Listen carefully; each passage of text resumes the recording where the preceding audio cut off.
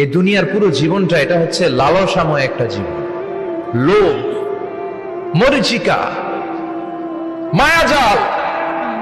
এই মায়াজালে আমরা আটকে আছি, ফলে মৃত্যুর কথা আমরা ভুলে গিয়েছি।